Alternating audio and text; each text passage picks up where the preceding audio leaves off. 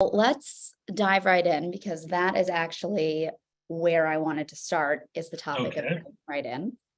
So obviously we're going to chat all about SAPIR's Israel at 75 issue, where there were a number of essays that I learned a lot from, some that I really disagreed with and some that I really agreed with, which I think is the mark of a good SAPIR issue. But I wanted to start with yours, not just because you're the one I'm talking to, but because I thought it said something critically important, which is this right away from your first line.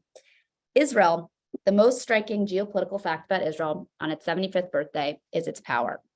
So I want to start there because I feel like, and we'll get into this with a number of essays, but I feel like growing up as a young American Jew concerned about the security of the state of Israel, we hear a lot about Israel's weaknesses and things that we in theory need to do to help Israel, to save Israel, to worry about Israel.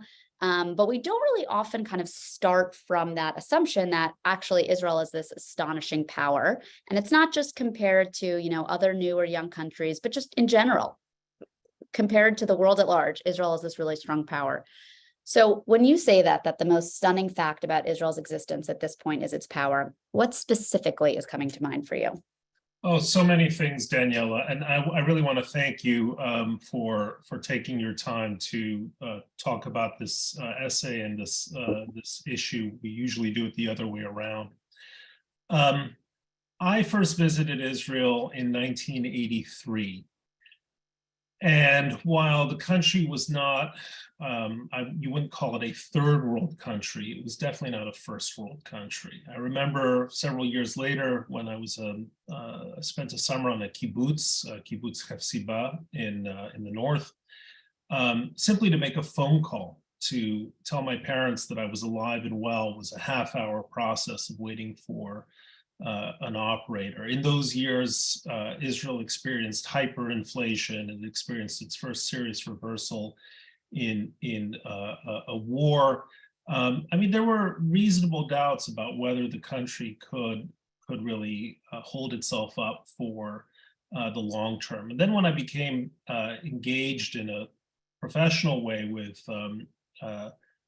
Israel's politics, again, Israel seemed like a fragile state in a small place, struggling to absorb about 800,000 or a million Russian immigrants.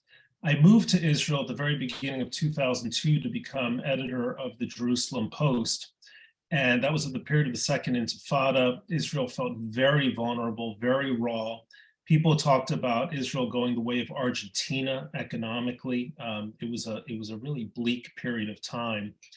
And so now, fast forwarding a little more than 20 years, it amazes me how on nearly every dimension, on nearly every metric, Israel is outperforming never mind its immediate peer group of countries, but much larger powers. Israel has a higher GDP per capita than Japan. It attracts more foreign direct investment than the United Kingdom. When I was in Israel, signs of Israeli wealth were very few and far between, maybe a neighborhood in Herzliya or a couple of other places. Now you visit Israel and the thing that strikes you, of course, are property prices are through the roof. There's visible evidence of wealth.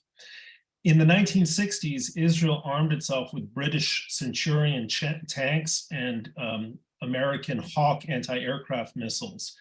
Today, Iron Dome defends the American air base in Guam from the possibility of missile attack, and the British equip their troops with the Trophy defensive armor systems. So Israel is not just a little country kind of punching above its weight, as people used to say. It's now a country with real weight. Its population, close to 10 million, is just behind Sweden's. So, okay, it's not a huge country, but it's not a small one either. I want to interrupt you here because I think one of the things that gets muddled in this conversation is these are all facts you're talking about, but are they part of the national story that we're telling ourselves? Has the narrative around Israel actually meaningfully changed in the last 30 or 40 years? I worry because the conversation around so many of these issues today is so hierarchical, who's at the top of various power structures, and God forbid anyone's successful, and we have to talk about who gets to compete as being the most underdog in various ways. And obviously Israel's origin story was this incredible triumph of the underdog. But eventually when the underdog triumphs, it might not necessarily be the underdog anymore. And I feel like I haven't really seen the Jewish community evolve in the way that we tell ourselves that story. So I want to understand from your perspective, Israel's power, aside from obviously that actually providing safety and security and economy and all of that, on a fundamental philosophical level, is having that kind of power a good thing? And do you feel like we're going to be able to shift the narrative of how we talk about having power? So it's such a great question, because to some extent, Jewish identity, certainly in my parents' generation, has fundamentally revolved around an idea of the Jewish underdog or Jewish powerlessness. And there are some comforts to that concept of identity. The victim is always the presumptively virtuous party. I mean, that has been a part of not just Jewish identity, but in general, a Western perception of virtue for a very long time. Being seen as powerless I think, equipped us to see the world in a particular way that was, in many respects, correctly defensive, correctly concerned, but also perhaps excessively pessimistic and unprepared to deal with what it means to be successful. I think it's a vastly better thing. I think, in fact, it's the fulfillment of Israel's mission to end Jewish powerlessness. That's why you would seek sovereignty, statehood, a military, all the accoutrements of statehood in the first place. And I think it requires a number of adjustments. One of the adjustments for the American Jewish community is actually the need, and this is a point that Michael Steinhardt makes in his essay, is the need to think of Israel in a different way. I mean, for the past 75 years, Israel was Jewish America's favorite charity case. There is a very large, it's not even a cottage industry, it's an industry of NGOs and nonprofits raising money for Israeli ambulances, for example, or insisting every 10 years that Israel receive another multi-billion-dollar tranche of American military assistance. And it's the way in which the Jewish American community has kind of adapted itself in the last many decades.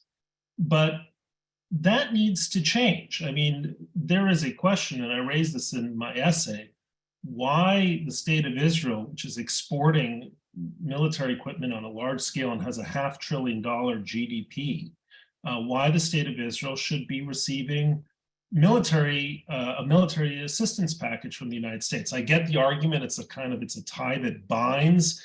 The jobs anyway go to, Lockheed and Boeing and other large American defense manufacturers. It's a way of preserving this relationship.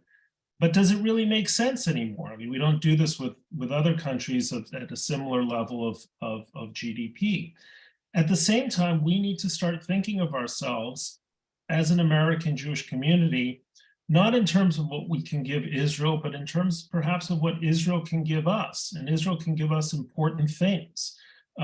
Israel can give us a sense of what Jewish culture is like when it's at its most dynamic and can thrive. Israel can give us great TV shows like Fauda and Shtisel.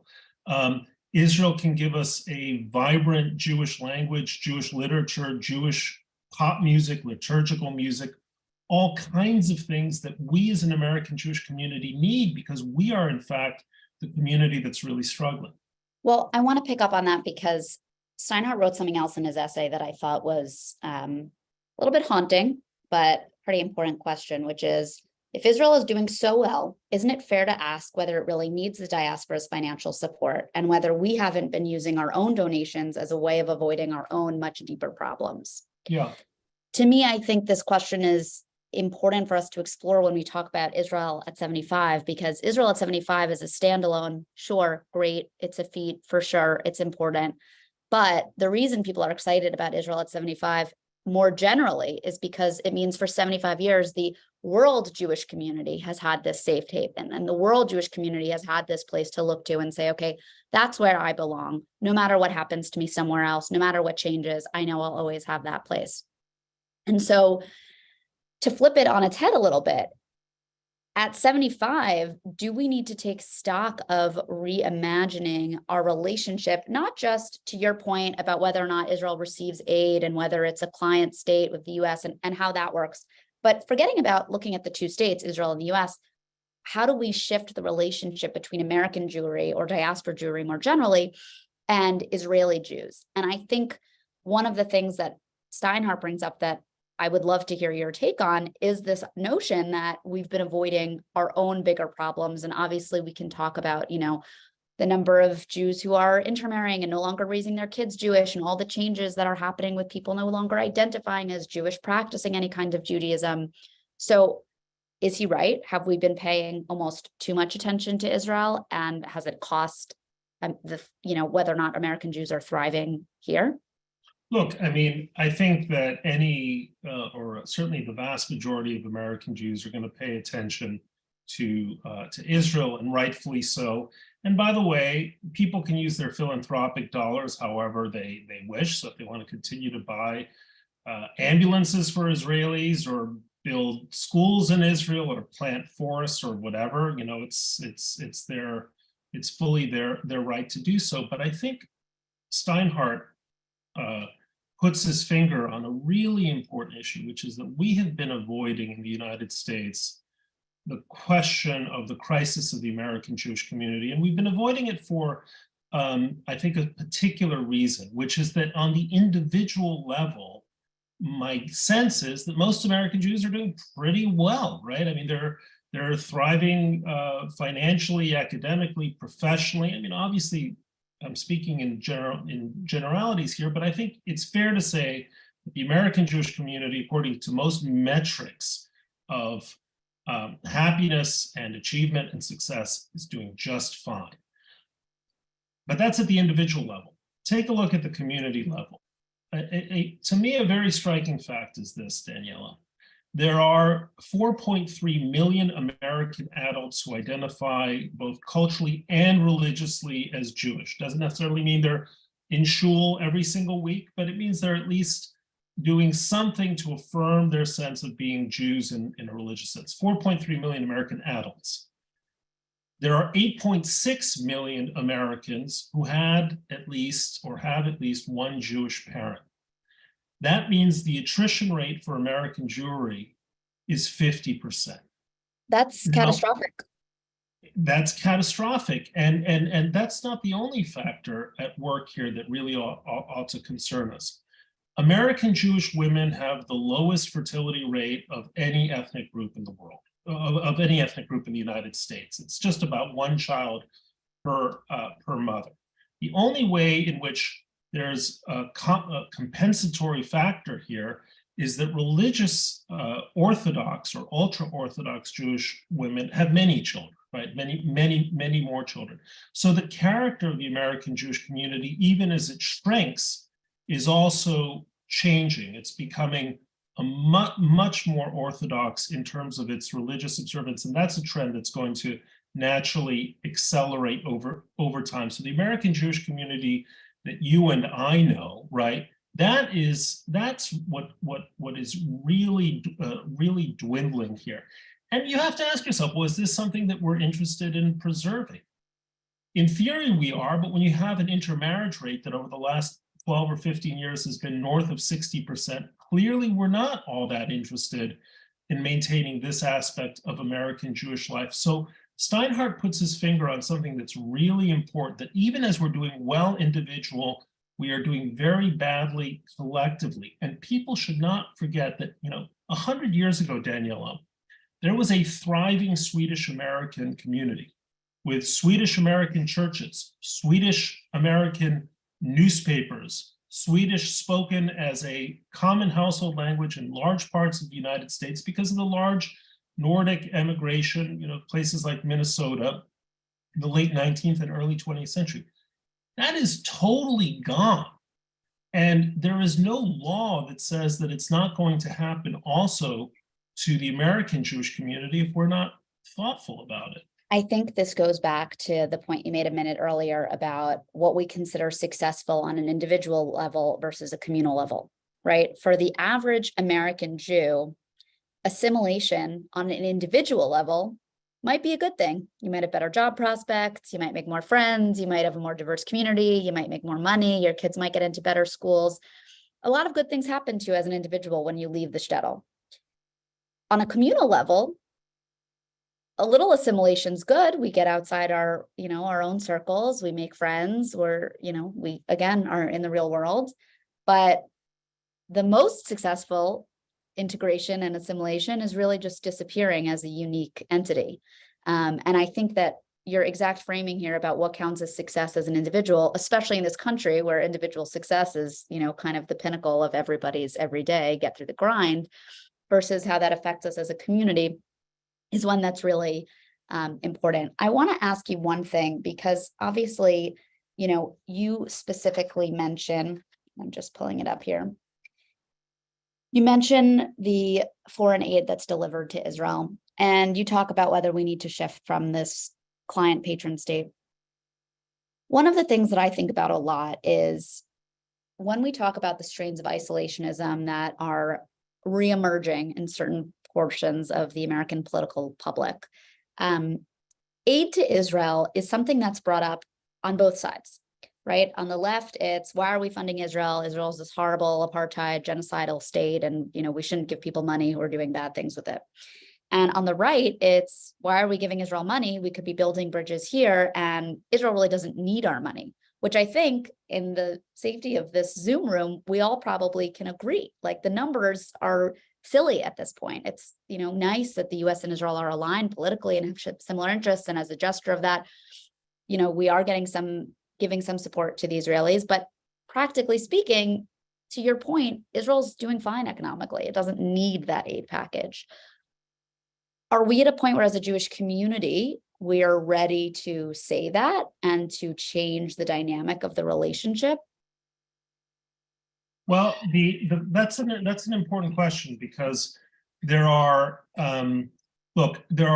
large institutional reasons why people want to keep things pretty much as is. There are entire organizations that exist to maintain, to work towards the 10-year renewal of the assistance packages.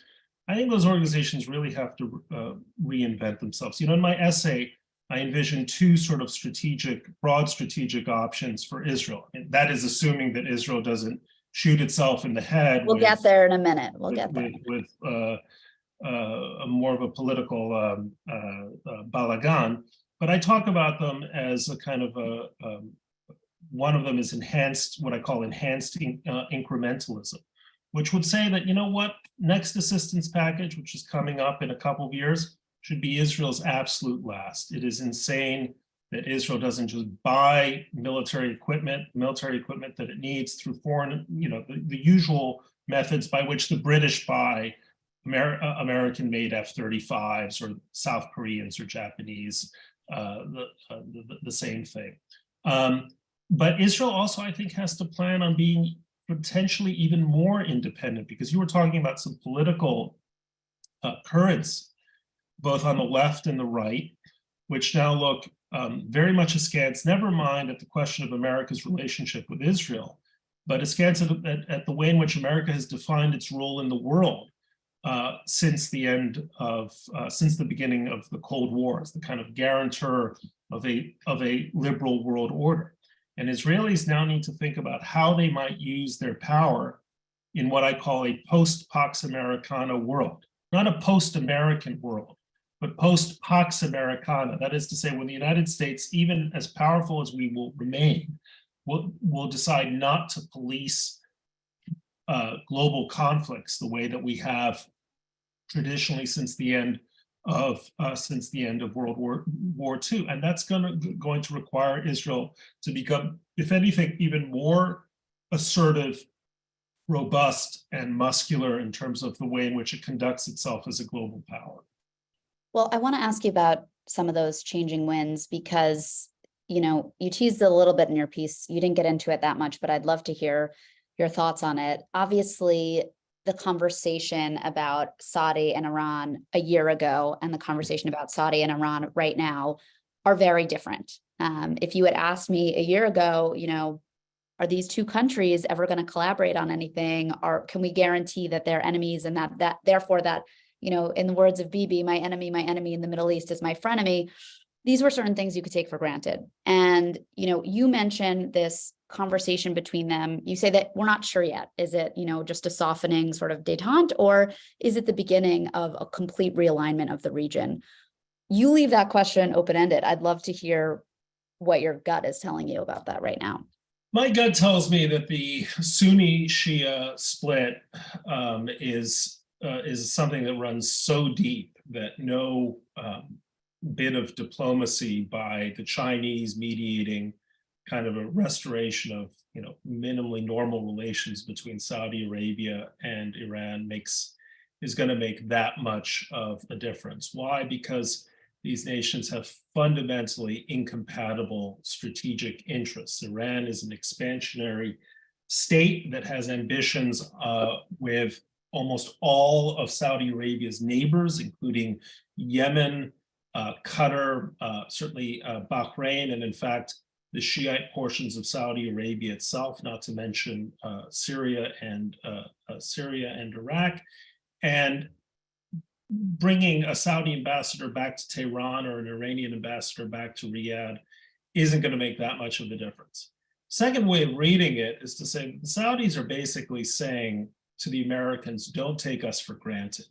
And we are not happy with the way in which we have been treated, particularly by the Biden administration in the last couple of years. We have strategic options and they could be inimical to America's strategic options. I think that was also a signal that was being sent. And the third aspect with respect to Israel is to signal that that Saudis are not prepared to go the way of the UAE, Bahrain, and the other signatories of the Abraham Accords and sign on to an agreement with Israel for a variety of reasons. One of them is ideological. They want to see a Palestinian state, or they want to see at least some movement in that direction before they want to get something for it. Some of it may be a signal of unease with the way in which things are going in Israel, certainly in the last 6 months.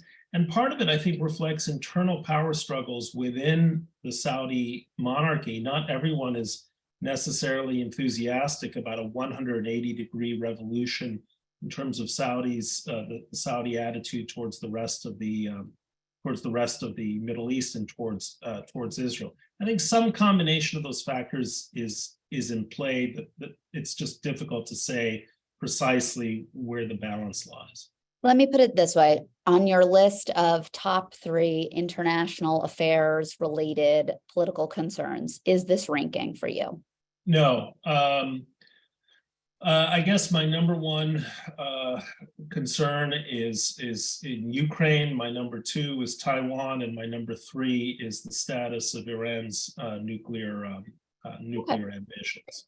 I want to go for a minute to the state of internal affairs in Israel, which you just referenced in terms of the last 6 months, and obviously, was the subject of several of the essays in SAPIR, something you bring up in your piece as well. I want to push you for a minute because I'm curious. Pretend for a minute that you're working for Bibi's government and it's your job on this call to absolutely defend the reforms exactly as they're written. Mm-hmm. What's your best case argument? Oh, sure. I mean, there's a strong argument to be made for them, which is that the judicial reform is long overdue. The Supreme Court in Israel is vastly more powerful than the Supreme Court in any parliamentary system. No Israeli voter was consulted in giving the Israeli court that amount of power. There was never a consultative, much less democratic process for the Supreme Court to be able to exert the kind of authority that it has, the entire judiciary authority, the entire judiciary, the authority that it has. If you want to call Israel a democracy, then you can't have unelected judges routinely overriding the will of the members of the Knesset and the elected government. And so therefore something had to be done.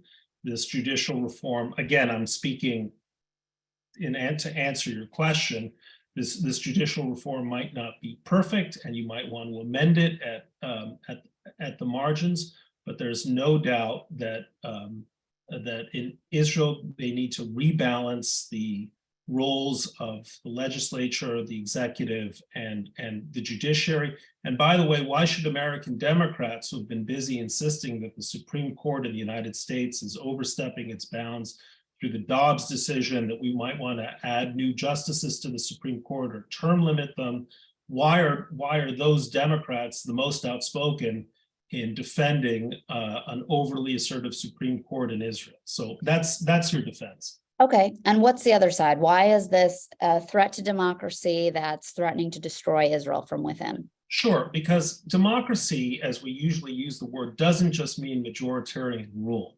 Democracy also means checks and balances. Democracy means the rights of the individual or groups within, minority groups within the state, to have full possession of their rights and to have some defense of their rights against the will of a majority, particularly given that that majority is ideologically increasingly extreme in its coloration. Look at the government consisting of characters like a homophobe like Bezalel Smotrich, or an extremist like Itamar Ben-Gvir, or religious groups that want exemptions from the ordinary obligations of Israeli life. So if you believe in democracy in that fuller sense, right, not just majority rule, but minority rights, then the only institution in a small country like Israel that has consistently defended those rights is the Supreme Court. Unlike the United States, there's not a federalized system. Unlike the United States, you don't have a bicameral system or a real distinction between the executive and the legislature. The only thing you've got is the Supreme Court, and you should look at what the Supreme Court did under Justice Aaron Barak in the same way that the United States Supreme Court reinvented itself under under Justice John Marshall. It's no different. And so Israelis were right to pour into the streets because what they were defending was a concept of Israeli liberty that goes beyond the fact that Bibi was able to squeak through with 30,000 votes to a narrow majority in order to impose his views and the views of his extreme coalition partners on the rest of society. But there's a big gap between the two things, the two arguments that you're making. And as a above average consumer of Israeli news, I feel like there are very few people. There have been a couple of pieces in tablet. There have been some things written in Hebrew. But for the English-speaking audience, I mean, I know I'm not shocking anyone on this call when I say coverage of Israel is rarely fair. But for the English-speaking audience, I do feel like we haven't really understood, and I put myself in this category as well, why there is the intensity of the reaction beyond the characters. And yeah, obviously the characters are not, they're not helping the situation. I guess my question to you is, take away all the characters, pretend everybody was, I don't know, the most sort of vanilla milquetoast, whatever politician, not necessarily inspiring, but nobody's, upset. All the characters are now neutral. On a policy perspective, what are the top 3 concerns with the judicial reforms? What are the ways to suggest tweaks to make changes so that we wouldn't be objecting to them? And if the reforms are necessary, period, and it's just a question of tweaking them to be right, why are we seeing so many Israelis night after night in the streets? Well, I think Israelis are reacting not just to the substance of the reform, but the question of who is doing them and for what reason and why right now. So if you had a different Israeli leader, right, say Benny Gantz had become prime minister, or Bougie Herzog, the current president, former Labor Party leader, had become prime minister and had been pushing for reform somewhere along these lines, I think there would be a lot less suspicion.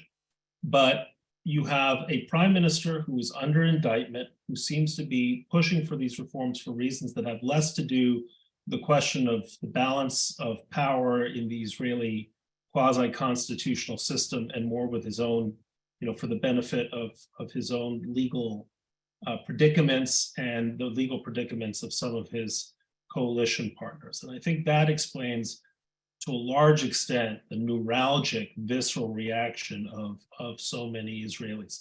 Now, people like Gantz and Bougie Herzog will say that actually a compromise really is within reach and that you can imagine a number of possibilities. One aspect of the reform that was really worrisome was the idea that the Knesset could overturn a decision by the Supreme Court with a 61 to 59 vote majority, one vote majority in the Knesset.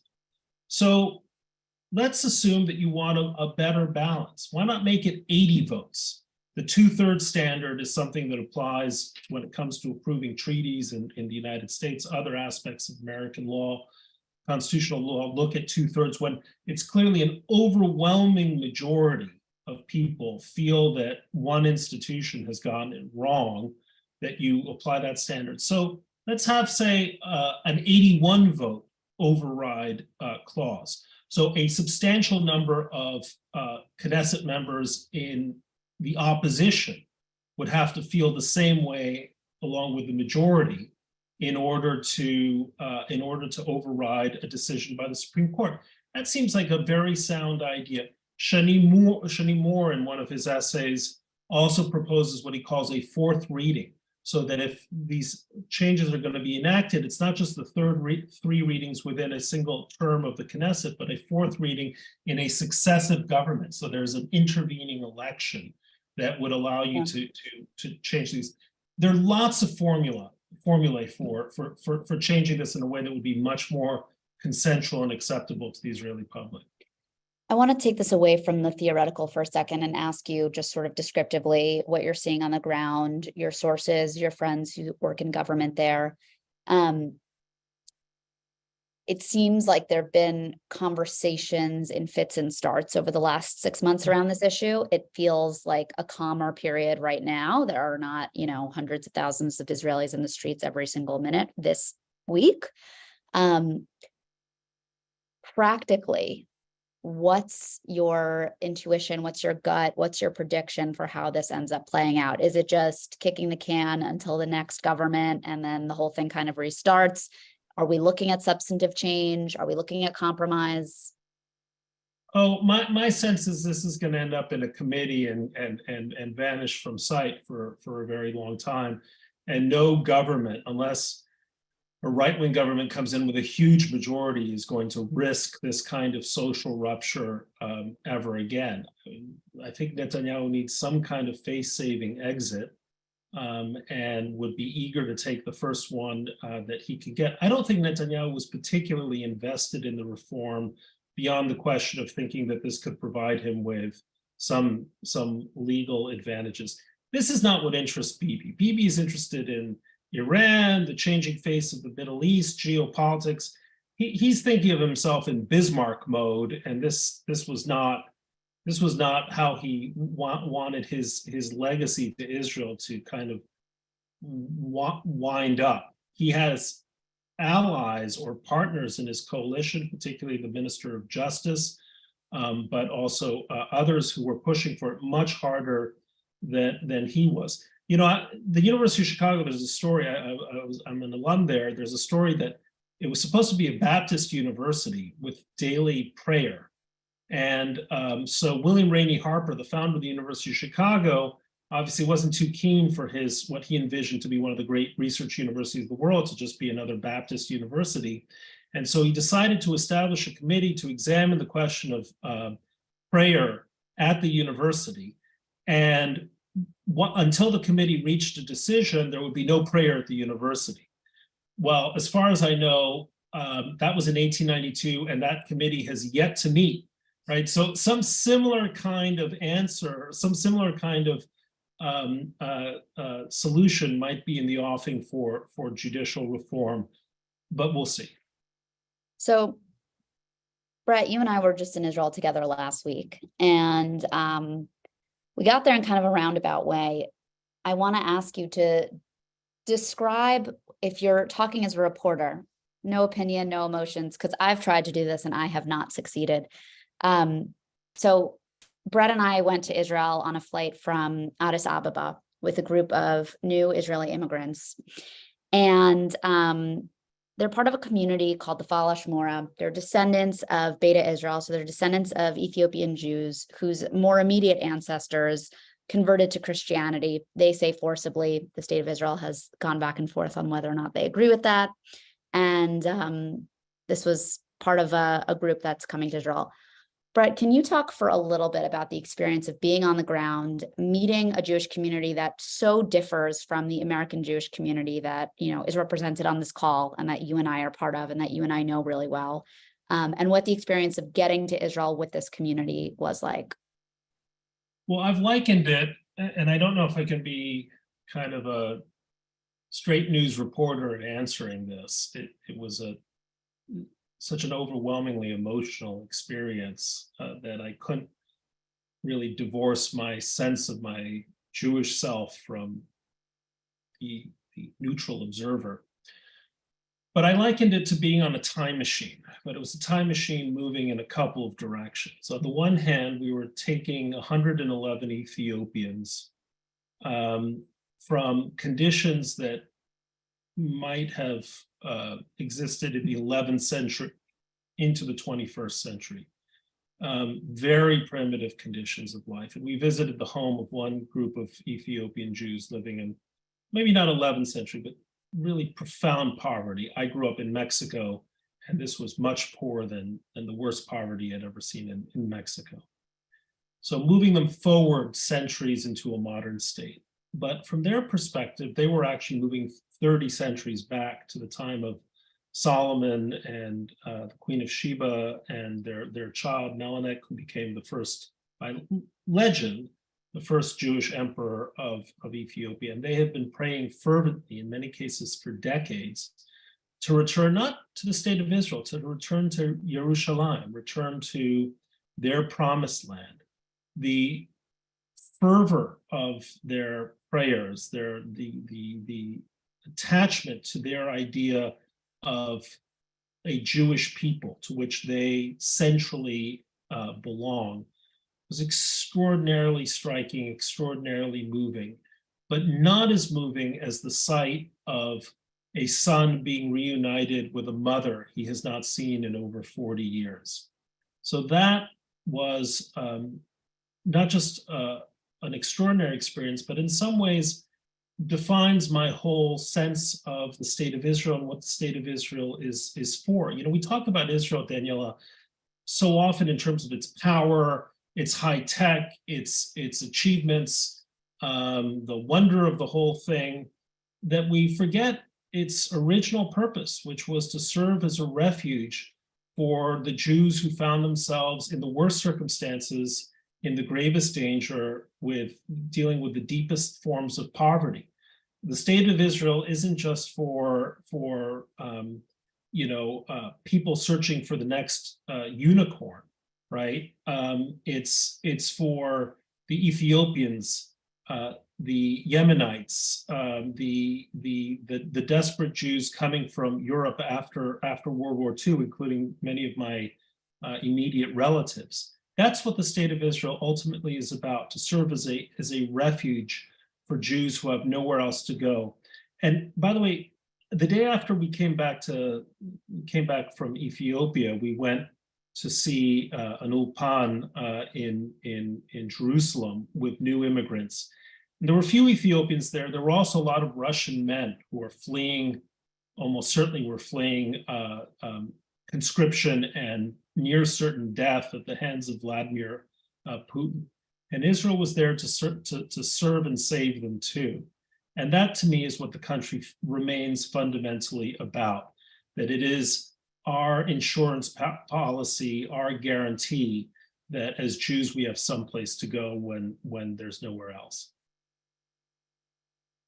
Yeah, so I'm curious to hear you talk about that, because obviously the last 2-3 years, I mean, we've all read the same data of the number of Americans that have never heard the term Auschwitz, that have never heard the term Holocaust, the number of Americans who hold unfavorable opinions of Jews, the number of Americans who think Jews are wealthy and white and powerful, and what all those things mean in the context of our current sort of framing of those words and those issues. I'm curious how you think about Israel today as a safe harbor and a refuge, not for, let's say, the Ethiopian Jewish community or the Ukrainians. Obviously, there are many people that still physically need to flee something, and that's what Israel is for them, and it should remain that. But for American Jews, I don't think any of us think, people are rounding us up tomorrow and putting us into camps. I personally, I'm not kept awake at night with that primary concern. At the same time, 20 years ago, as a kid on the Upper East Side, I wouldn't have thought twice if my dad was wearing a kippah, walking through the park, going to a Shabbat meal on the West Side. Whereas now, when I walk with my husband and my kids, I really sometimes stop to think about whether I want him doing that. And I don't think that's just a product of my growing up to be nervous about things. I think that's a product of the sand shifting beneath us and how people are unembarrassed to be anti-Semitic. So going back to this framing that Steinhardt gave us in his piece about whether we need to be worried about Israel and help Israel as an American Jewish community, or whether Israel has a responsibility to help us and we need to sort of stop using helping Israel as a salve and letting it allow us to stop diagnosing our own problems. How are you thinking about anti-Semitism as it's evolved in American society, while also keeping in mind this idea of Israel as, yes, the safe harbor, but not necessarily physically, not necessarily right now, not necessarily for American Jews, but still being there? When we were in Israel, it was the day Palestinian Islamic Jihad started raining rockets, hundreds of rockets on the country. And I don't know about you, but I didn't think twice about it because I knew there was Iron Dome and David Sling, and they were going to knock out 99% of the threat. And so the chances that I would have to, that I would be any kind of target were about as great as the chances of being in a car accident. It's not negligible, but it's not something to keep me awake at night. Now, you're talking about anti-Semitism in the United States, and I distinguish between two kinds of anti-Semitism. There's the anti-Semitism we see, and there's the anti-Semitism we sense. And the ADL keeps careful tabs on the anti-Semitism that we see in terms of the number of incidents. We know about it. We should know about it much more vividly, but we know about it in terms of the site of attacks on Orthodox Jews in Williamsburg. All that's on the rise. But what really worries me is the anti-Semitism that we sense. That is the fact that anti-Zionism has now become a totally legitimate and acceptable position in American political discourse, not just on college campuses, but also in Congress. I don't see anyone trying to boot the squad from the Democratic Party. But anti-Zionism is 21st century anti-Semitism with very, very small differences. We hear discourse, particularly on the American far left, about privilege, right? Which, isn't anti-Semitic, but ultimately disproportionately targets Americans who are quote unquote privileged, no matter how it is that they earn their privilege, sometimes by working themselves up from nothing. But anti-Semitism is a hatred that is based not on a sense of fear and contempt, it's based on envy. So when talk about privilege becomes a dominant strain of American thinking, we are getting that much closer to mainstreaming anti-Semitism. And then on the right, you hear Tucker Carlson going on about replacement theory, which is not a racist slogan, it's an anti-Semitic slogan. Who's doing the replacing? Well, we were told who was doing that at Charlottesville. Jews will not replace us was the slogan. So all this talk about globalism today is eerily reminiscent of Henry Ford's much more candid talk about the international Jew 100 years ago. So I always say, 100 years ago, Daniella, the richest man in Germany was Jewish. The most powerful, the foreign minister of Germany was Jewish. The greatest scientist in Germany, Albert Einstein, was Jewish. Most important philosopher in Germany, Edmund Husserl, was Jewish. The greatest doctor in Germany, Otto von Meyerhoff, was Jewish. It was 1922. 11 years later, you had the Nazi rise to power. So we have a history as a people where our moments of apparent ascendancy and apparent security vanish very quickly. And is that a prediction for what's going to happen in the United States? No, absolutely not. But can I discount it completely? No, absolutely not either. I think we all kind of grow up with this folklore of all the people that, didn't end up coming to America before World War II because they were worried that the streets were paved with irreligiosity. We actually have that story in my family, and it's not folklore, it's true. My maternal grandmother's an identical twin, and she lived in Berlin.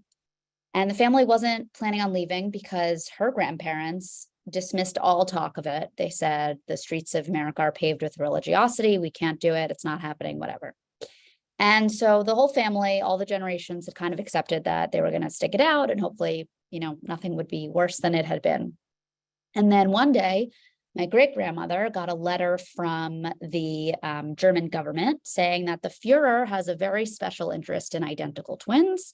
And would she bring her daughters in for like a free medical spa day?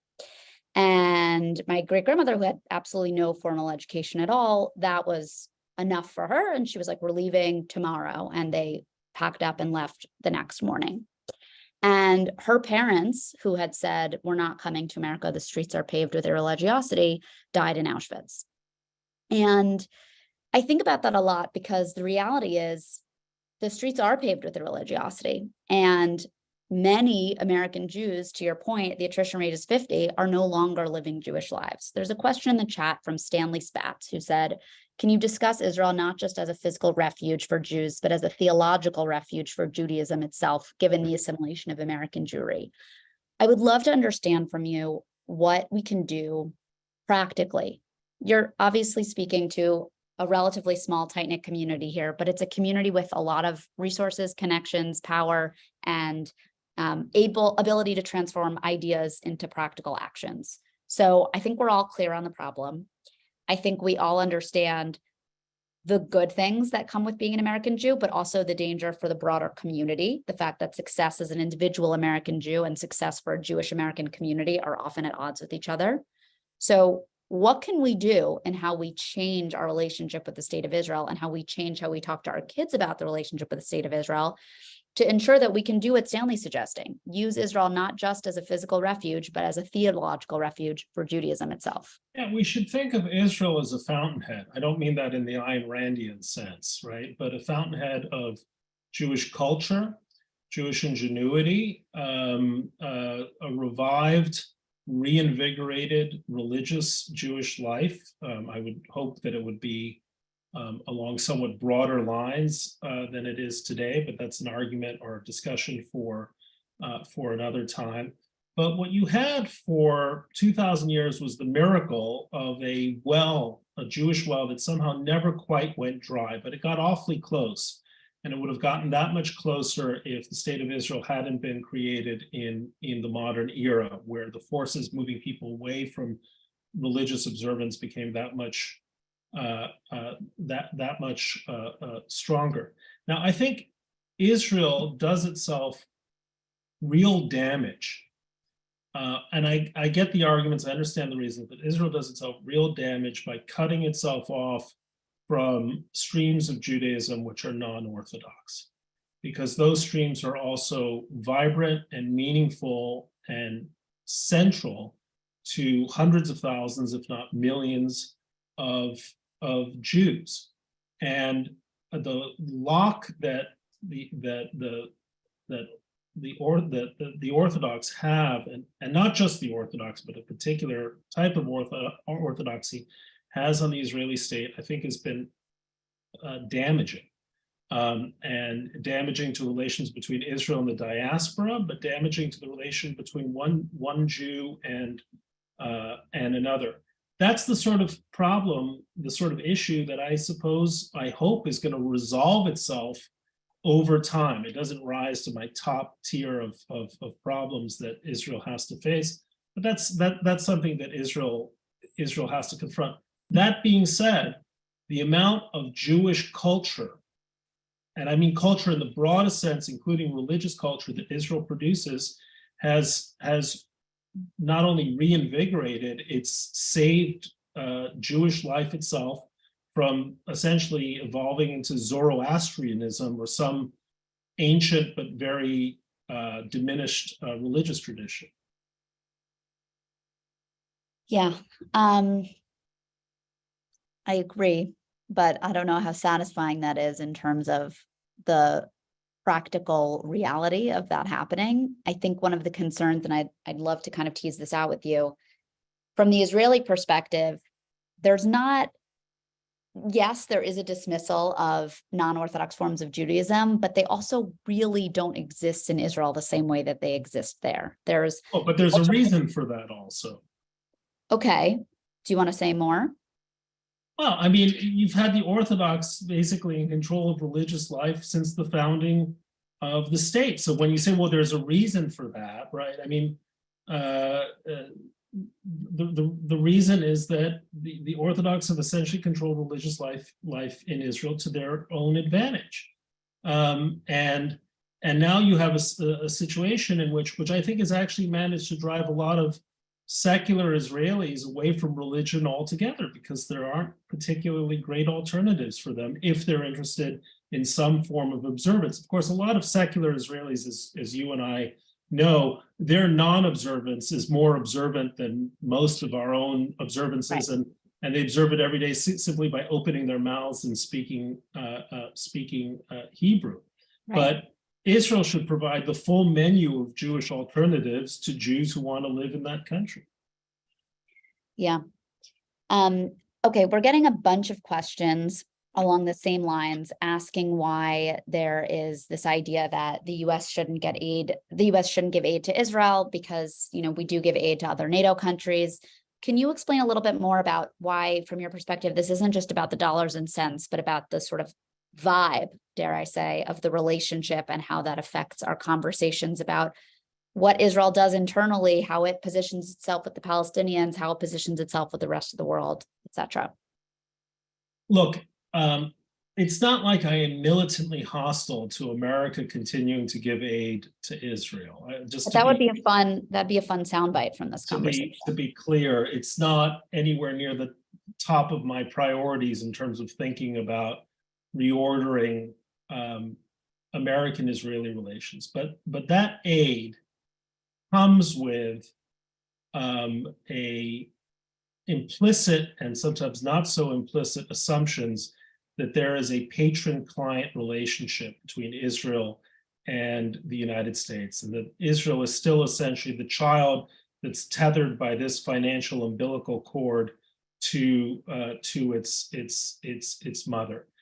And that may have served Israel very well when Israel's GDP was a tenth of what it was, and American military aid made up a huge gap. When Israel's GDP is approaching $500 billion, right? The idea that $3.7 billion per year makes all that much of a difference to Israel's actual security, I think, is false. But it makes a real difference in terms of the nature of the Israeli-American relationship, which is not quite a relationship of two sovereign states looking at each other as, say, I don't know, Italy and the United States, or Canada and the United States still do. Obviously, the United States is a much larger country, much more power. Israel will still want to shop at Lockheed Martin the next time it wants an advanced fighter jet. But I don't think it serves Israel ultimately in the long term well if after all of these years of having acquired so much power, it still has that kind of relationship. I think it provides a legitimate basis of complaint both on the political right and the political left in terms of the nature of our relationship with Israel. And I think it hampers Israel's freedom of action, and has done so in ways not just overtly, like during the 1991 Gulf War, but often covertly in terms of what Israel is willing to do when it finds its interests at odds with the American interests. I agree with that. I know this is a departure from the topic of Israel, but we are getting a bunch of questions about comedy and anti-Semitism, and Bret. Comedy. And I personally would love to hear your thoughts on this. So since I'm moderating, I'm just going to take a departure from Israel for a second and ask how you feel about Chappelle, the SNL monologue, and anti-Semitism when it appears in comedy specifically. Like, what's the line between, being sort of pearl clutching and cancellation versus genuinely not loving anti-Semitism being just, totally commonplace, funny, and part of the zeitgeist? Look, I laughed. I laughed too. And maybe that's horrible of me, but I laughed for a couple of reasons. First of all, I think Dave Chappelle is operating in good faith. And I don't think there was animus, any kind of hatred at work there. I think he's a comic playing with his specific art form, and that's an art form that only works if you're prepared to go to the edge of what is okay to say.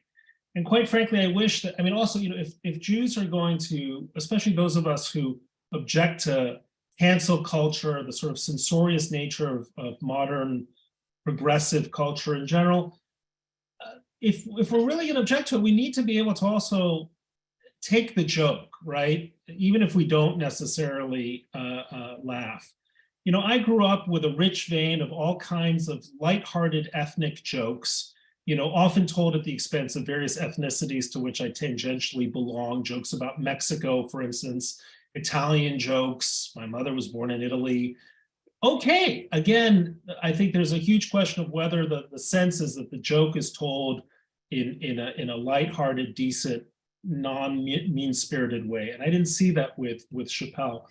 But also, look, if comedy works, it requires comedians to go right to the edge. And sometimes they are going to misstep. And I think it behooves us to extend a sense of kind of grace and forgiveness when they do misstep, because we want vibrant comedy. It's a good in society when people are able to laugh. I always think of this wonderful joke of Saul and Moshe are walking down the street one day. They pass a church. It says, "Convert, we'll give you $10,000.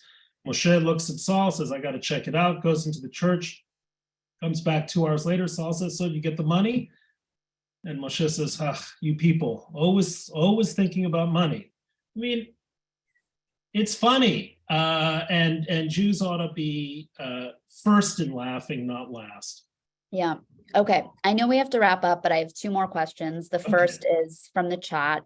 Bunch of questions about the judicial reform in Israel and trying to understand whether there are larger divisions at play or this is purely a right-left thing. I would actually love your take on this as well. And if you can just tease in with it, any kind of framing we should have in mind: religious, secular, Ashkenazi, Sephardi, Mizrahi, all the divisions kind of underpinning Israeli society right now. Are those bubbling up in the conversations about the Supreme Court? That's what I think the judicial reform is really about.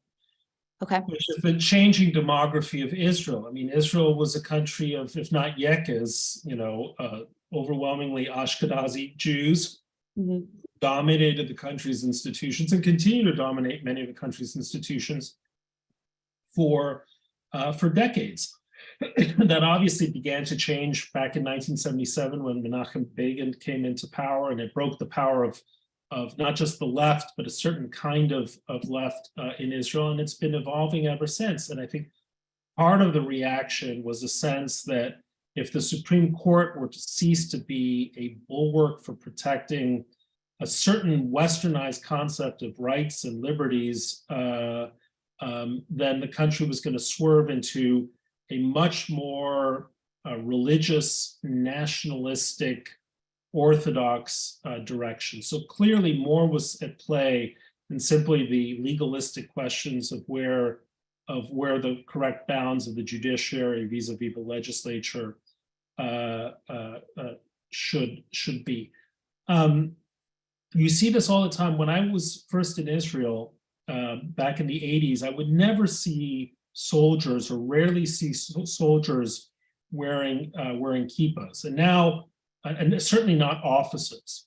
And now, you just can't help but notice it, that religious Zionists, religious nationalists are a increasingly dominant strain in what was once the ultimate Ashkenazi establishment, which was the military.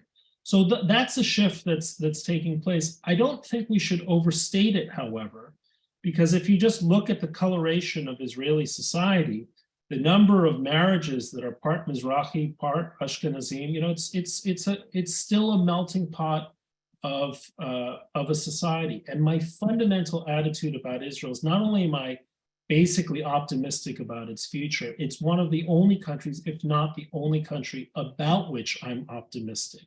And let me just close on this note, if I may, Dan. Oh no, I have such a joke to tell before you close, and one Okay. more question. Listen, in Israel, Israelis consistently report high levels of happiness. And that's surprising for a country where, you send your kids to the army, you worry about them at night, because God knows where they might be in harm's way. And yet Israelis always report very high levels of happiness. And I think the reason is that happiness derives from having a sense of purpose. And almost every Israeli that I know practically comes born into this world, or born into Israel, with a sense of purpose, something that you don't quite get if you're Danish or French or Canadian or American. An Israeli knows something about purpose, and purpose lies at the root of human happiness. It's not the only ingredient, but it's a major ingredient. And that's why whenever I'm in that country, no matter what's going on, rockets are being fired, I feel pretty good about the place.